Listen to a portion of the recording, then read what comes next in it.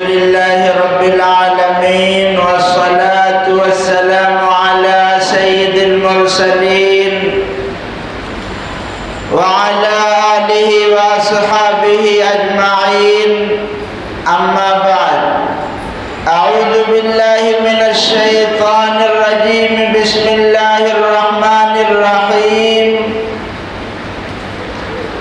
لقد كان لسبأ في مسكنهم آية جنتان عن يمين وشمال كلوا من رزق ربكم واشكروا له بلدة طيبة ورب غفور صدق الله العظيم.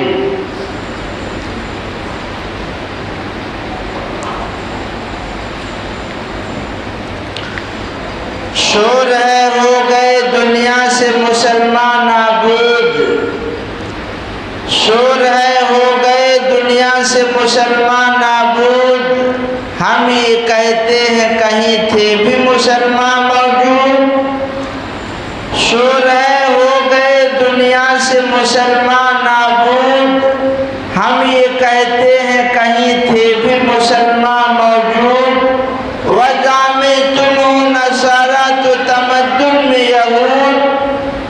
یہ مسلمان ہیں جنہیں دیکھ کے شرمائے یہود.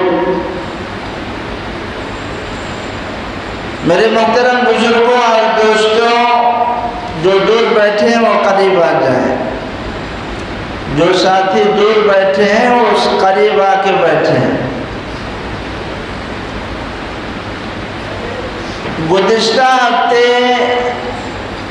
آپ کے سامنے باتیں آئیں سورۃ السبا کی روشنی میں کہ انسانی ترقی کا اور ٹیکنالوجی کا جو سب سے اعلیٰ معیار ہے اللہ تبارک و تعالیٰ نے حضرت داؤد و سلیمان علیہ السلام کو عطا فرمایا.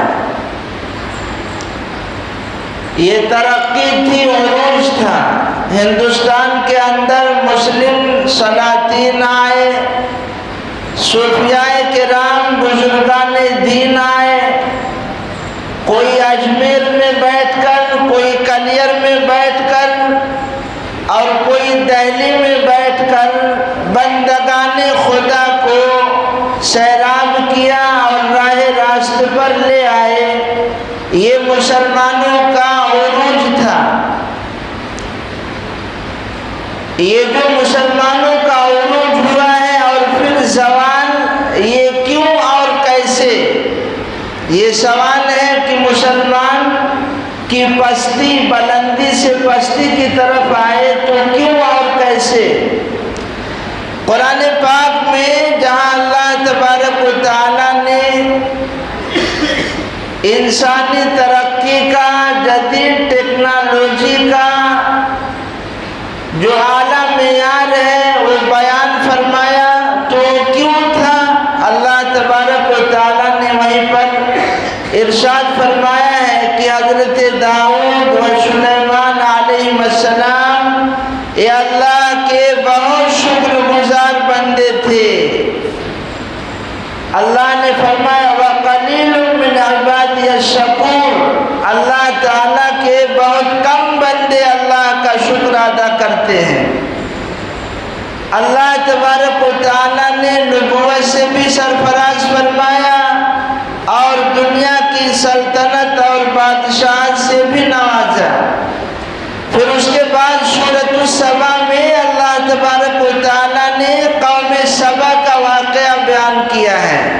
یہ قوم سبا تھی کون اور اللہ کا عذاب ان پر کیوں آیا؟ اتنی ترقی تھی ان کے شہروں میں اور ہر چیز کی فراوانی تھی، لیکن اللہ تبارک و تعالیٰ کے ناشکرے تھے. اللہ تبارک و تعالیٰ کی نعمتوں کی ناقدری کی، اللہ کے بھیجے ہوئے پیغمبر کی بات کو نہیں مانا تو وہی خوشنما اور جنت نما بستی جس میں یہ آباد تھے اللہ نے ملیا میٹ کر دیا. یہ قوم سبا ملک یمن کچھ سال پہلے سعودی عرب یمن کی لڑائی بھی ہوئی تھی۔ یہ ملک یمن جہاں ملکہ بلقیس حضرت سلیمان علیہ السلام کے دربار میں لمبا چوڑا قصہ ہے، قرآن میں اللہ تعالیٰ نے بیان کیا ہے۔ بڑے بڑے سلاطین اور بادشاہ اس ملک یمن میں پیدا ہوئے ہیں۔ اس ملک یمن کی راجدھانی صنعاء ہے اور اس کا ایک شہر ہے شہر معارب، وہاں پر یہ قوم سبا آباد تھی۔ ان کے بادشاہوں نے وہاں پر، اچھا یہ قوم سبا جو آباد تھی، اب تو ہندوستان پاکستان الگ ہو گیا ہے، جب یہ ایک تھا، ابھی یمن سے لے کر شام تک یہ قوم سبا پھیلی ہوئی تھی۔ تجارتی کاروبار ہندوستان کے ساحل سے اس کا لگتا تھا اور ایک طرف افریقہ سے سونے چاندی ہیرے جواہرات پھل فروٹ کا کاروبار ہوتا تھا۔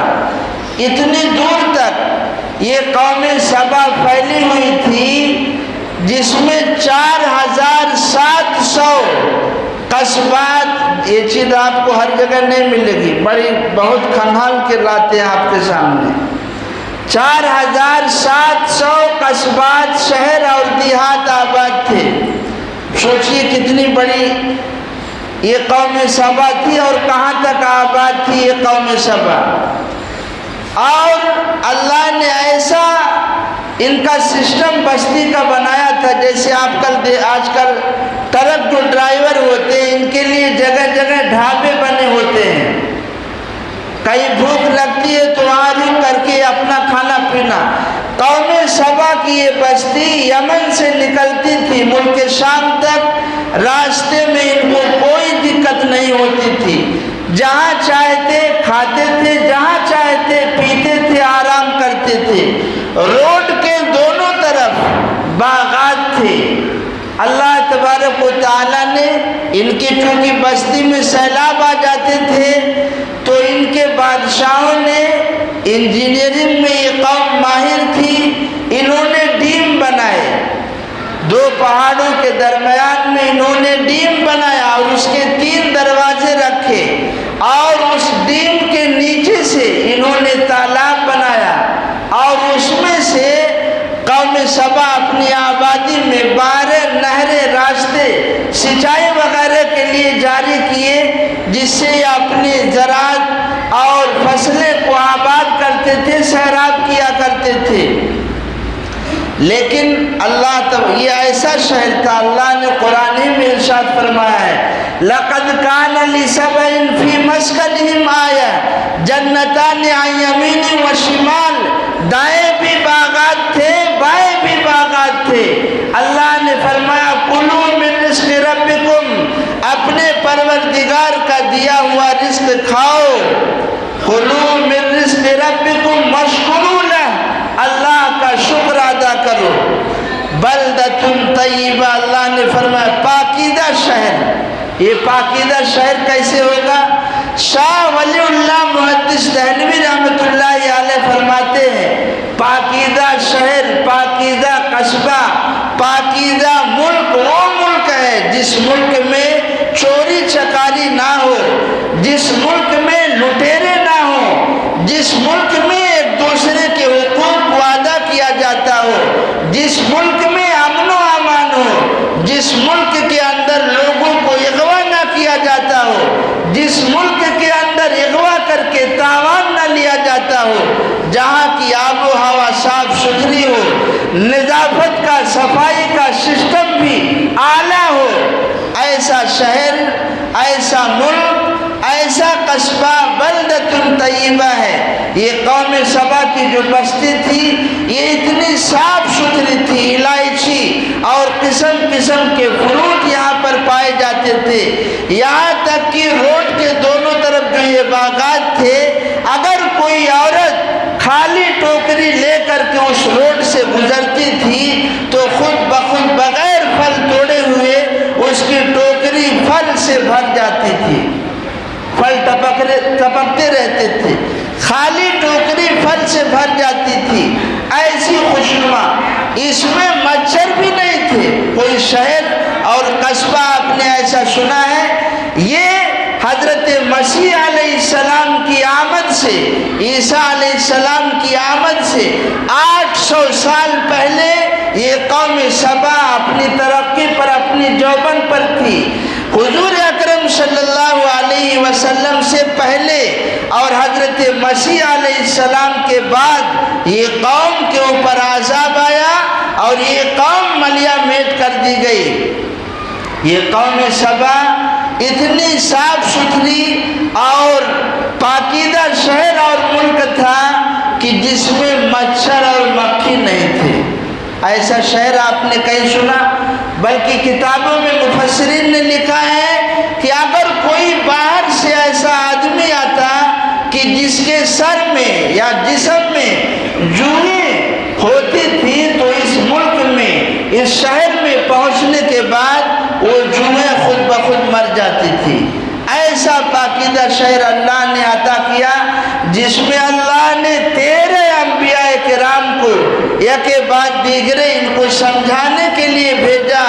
جیسے بنی اسرائیل کو اللہ نے طرح طرح کے انعامات سے نوازا، اللہ نے ان کو دریا پار کرایا، فرعون کے ظلم سے نجات دی، من و سلوہ کو آسمان سے نازل کیا، میدان تیہ میں، وادی تیہ میں بنی اسرائیل پر اللہ نے سایہ کیا، ان کے لیے بجلیوں کا انتظام کیا، نعمتوں سے نوازا۔ اللہ نے وارننگ دی بنی اسرائیل کو، سمجھ جاؤ، سمجھ جاؤ، سمجھ جاؤ، سمجھ جاؤ، خطرہ ہے، اگر تم نہیں سمجھے پھر میری پکڑ آئے گی، ذلت و مسکنت تمہارے اوپر تھوپ دی جائے گی۔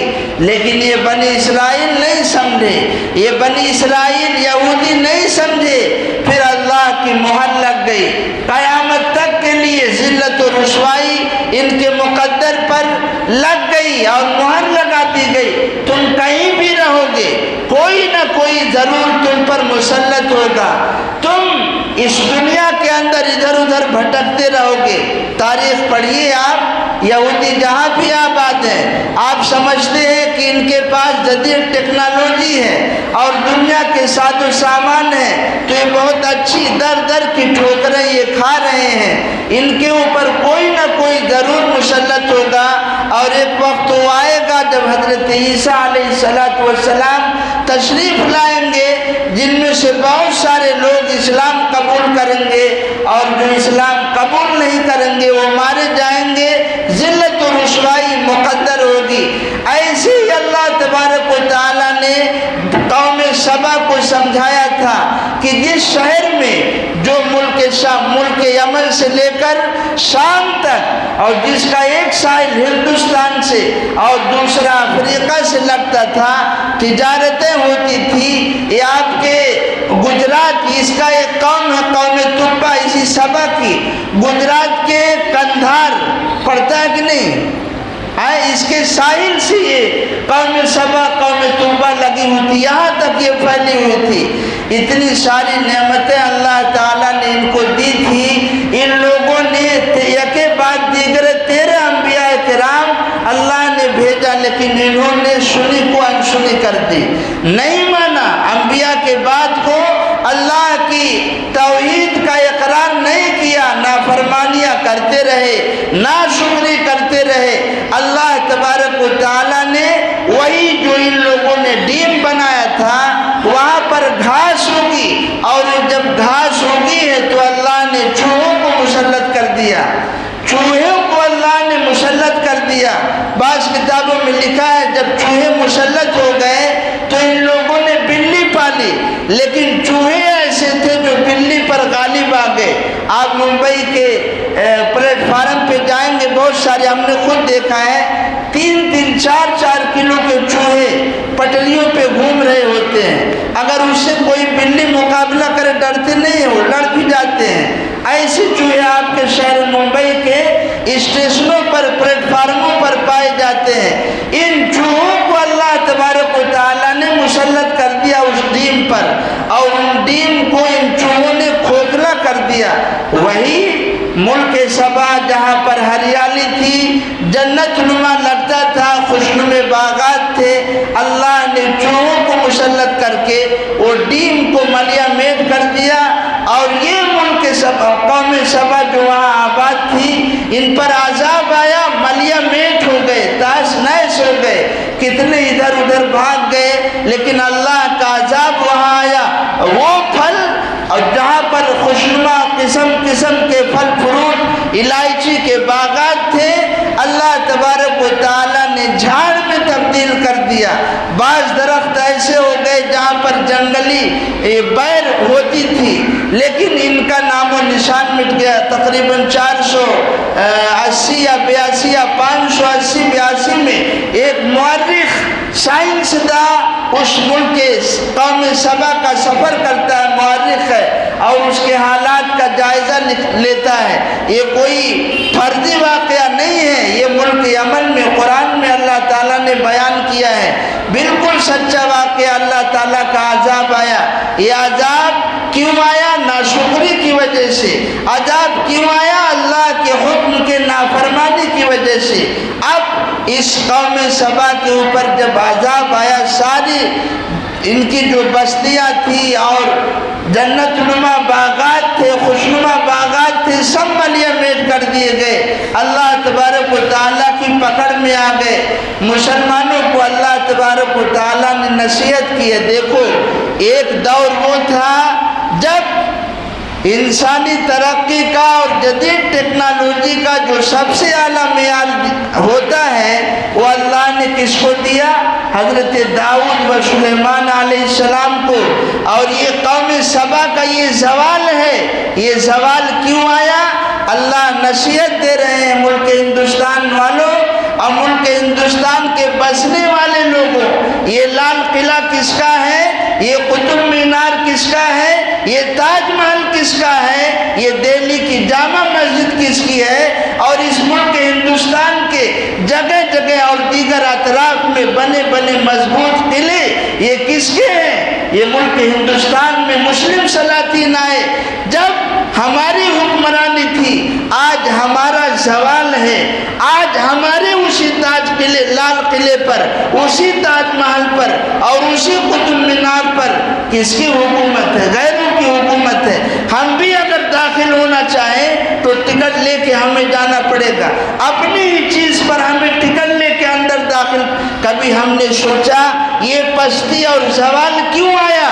یہ مسلم سلاطین آئے، یہ زوال، یہ ترقی کیوں ہوئی؟ آج زوال کیوں ہے؟ سیدھا سادہ جواب ہے، ایک واقعے کی روشنی میں اگر آپ سمجھ جاؤ تو سمجھاتا ہوں۔ اس وقت کی سپر پاور ایران قیصر و کسریٰ کے بادشاہ میں حضرت ایک صحابی حضرت حذیفہ ابن الیمان رضی اللہ عنہ مذاکرات کے لیے جاتے ہیں۔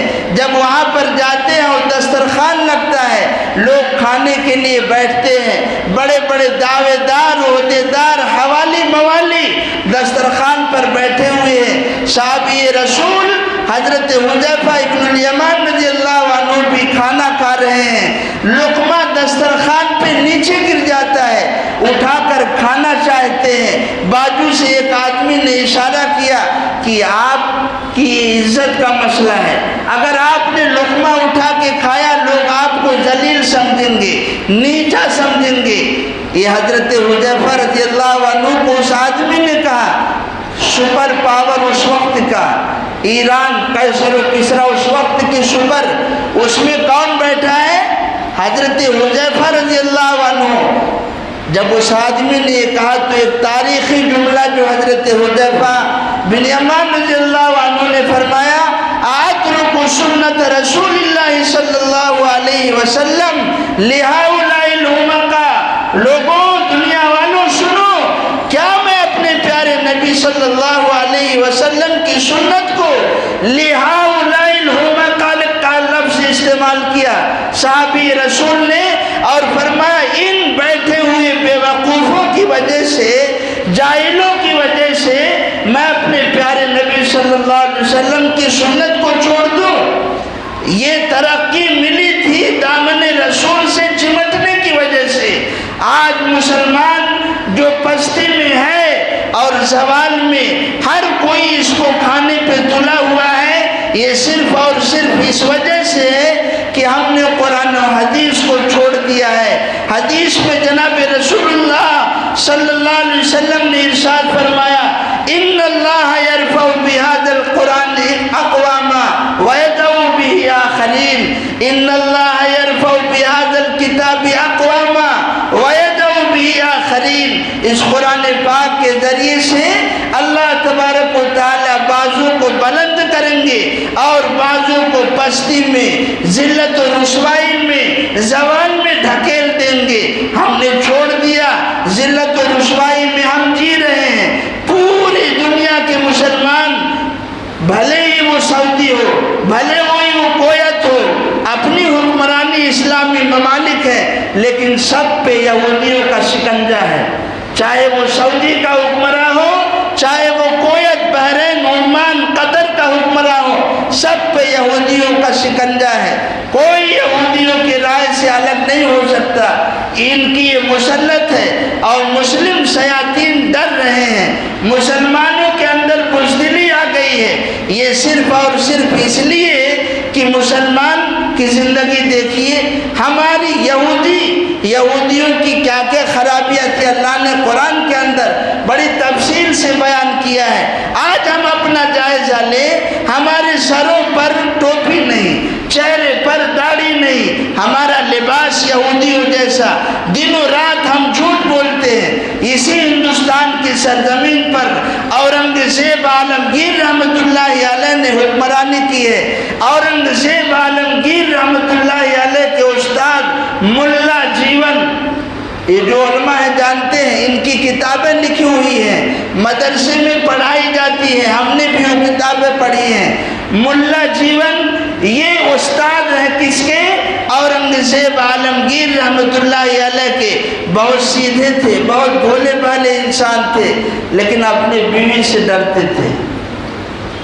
اورنگزیب عالمگیر ملا جیون رحمۃ اللہ علیہ اپنے بیوی سے ڈرتے تھے، جیسے ہم لوگ آج کل اپنی بیوی سے ڈرتے ہیں۔ ڈرتے ہیں کہ نہیں ڈرتے ہیں؟ سر ہلاؤ، ڈرتے ہیں کہ نہیں ڈرتے ہو؟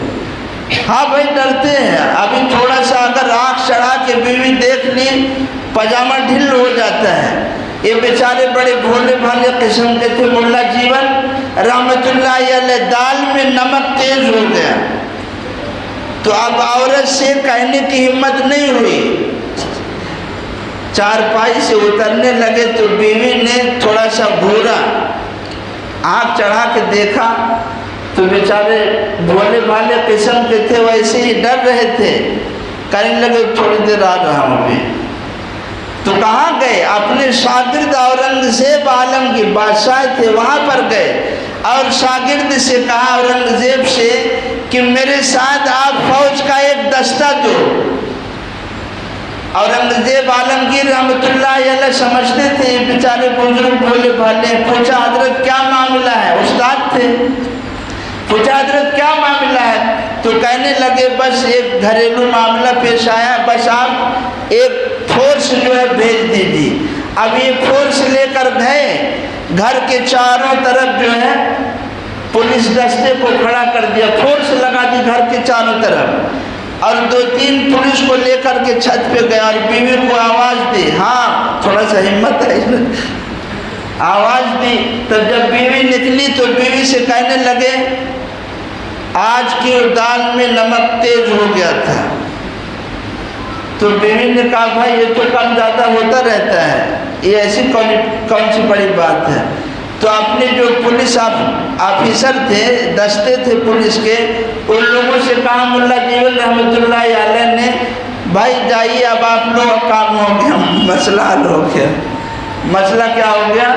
حل ہو گیا۔ یعنی بیوی جو ہے ادھر سے کوئی تیز جواب نہیں آیا نا، اتنا جو ہے ڈر رہتے ہیں۔ ہم آپ بھی ڈرتے ہیں کہ نہیں ڈرتے؟ قبول کرو نا بھائی، ہر کوئی ڈرتا ہے۔ انہی کا واقعہ ہے، ان سے لوگ مذاق کیا کرتے تھے چونکہ بھولے تھے۔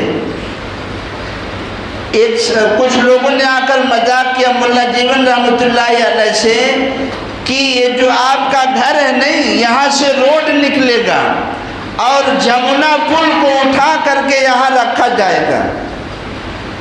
اب یہ صحیح سمجھ لیے، سیدھا اپنے شاگرد اورنگزیب عالمگیر رحمۃ اللہ علیہ کے پاس پہنچے، سنا وہ جو ہے روڈ بننے والا ہے اور میرے گھر سے ہو کے گزرے گا اور جمنا کا پل اٹھا کر کے وہاں پر نصب کیا جائے گا۔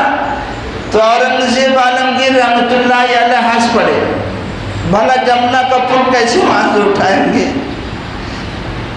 تو جب اورنگزیب عالمگیر نے ہنسا، یہ پیغام ہے آپ کو، اورنگزیب عالمگیر رحمۃ اللہ علیہ نے جب ہنسا تو یہ غصہ ہو گئے اور غصہ ہو کر کہنے لگے اورنگزیب اپنے شاگرد سے کہ سنو، جمنا کا پل وہاں سے ہٹ سکتا ہے، جہاں میرا گھر ہے وہاں سے روڈ گزر سکتی ہے، لیکن یہ خبر جس آدمی نے بتائی ہے کہ یہاں سے روڈ گزرنے والا ہے یہ ایک مسلم ہے، جمنا کا پل وہاں سے ہٹ سکتا ہے لیکن ایک مسلمان جھوٹ بول سکتا ہے، یہ مجھے یقین نہیں آ رہا ہے۔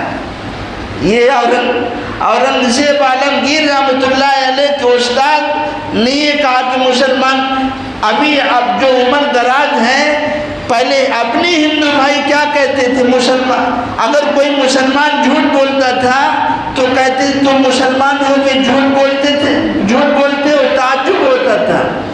آج اپنی زندگی ہم دیکھیں ہم کتنی دور چلے گئے ہیں، 1 سال سے چلا رہا ہوں، ہمارے علماء مسجدوں سے جلسوں سے یہ پیغام دے رہے ہیں اپنی زندگی کو سدھار لو، تمہارے پاس کتنی ہی دولت آ جائے، کتنی ہی جدید ٹیکنالوجی کے تم مالک ہو جاؤ، لیکن وہی صحابہ کرام، وہی عرب کی دھرتی جہاں پر جانور جن کو چرانے نہیں آتا تھا، جب نبی صلی اللہ علیہ وسلم نے 23 سال کے عرصے میں امت کو پیغام پہنچایا ہے تو اسی عرب کی دھرتی سے وہی دلیر پیدا ہوئے جن کو اونٹ میں ہی چرانے آتا تھا، وہ آج دنیا کے حکمراں بن گئے۔ یہ صرف اور صرف قرآن و حدیث کے دامن کو تھامنے کی وجہ سے ہے۔ اگر ہم چاہتے ہیں کہ دنیا کے اندر ہم چین اور سکون کی زندگی بسر کریں اور پھر سے ہماری سلطنت اور بادشاہت لوٹ آئے، زوال سے ہم ترقی کا ایک سفر کریں، تو پھر ہمیں اسی پیچھے جو آپ صلی اللہ علیہ وسلم کے اور صحابہ کرام کی زندگی ہے ادھر ہمیں جانا پڑے گا۔ ہماری ترقی وہاں ہے، اپنے چہروں پہ ہم داڑھی رکھیں، اپنے سروں پر ہم ٹوپی لگائیں، اپنے لباس کو اسلامی لباس بنائیں اور اپنے دل کو پاک صاف کریں، غیبت سے، چغلی سے، زنا سے، بدکاری سے، جھوٹ سے، ان تمام گناہوں سے اپنے آپ کو بچائیں، ورنہ بھائی اللہ کا قانون سب کے لیے یکساں ہے۔ کوئی ضروری نہیں ہے کہ اللہ نے بنی اسرائیل پر عذاب نازل کیا، قوم سبا پر عذاب نازل کیا تو ہم آپ بچ جائیں گے۔ اللہ کا ایک قانون ہے، اس قانون کے اندر کوئی رد و بدل، سدھر گئے تو ٹھیک ہے، نہیں تو تمہارا تو خون بہے گا ہی، ہمارا بھی بہے گا، لیکن جن لوگوں کی زندگی میں دین ہوگا اللہ تبارک و تعالیٰ انہیں ثابت قدم رکھیں گے اور شہادت کے بعد جنت عطا فرمائیں گے۔ یہ پیغام ہے آپ کو، اب آپ کی مرضی ہے، میں تو کتنے 1 سال میرا اکتوبر میں ختم، سمجھاتے آ رہا ہوں، سمجھاتے کوئی چینجنگ نہیں۔ ان کا آغاز غذائیت سے بھرپور ناشتے کے ساتھ حسینی تلبینہ جو بنا ہوا ہے 100% پیور انگریڈینٹ کے ساتھ، جس میں کسی بھی آرٹیفیشل فلیور کا یوز نہیں کیا گیا ہے، اپنے شہر میں حاصل کرنے کے لیے آج اس نمبر پر رابطہ کریں۔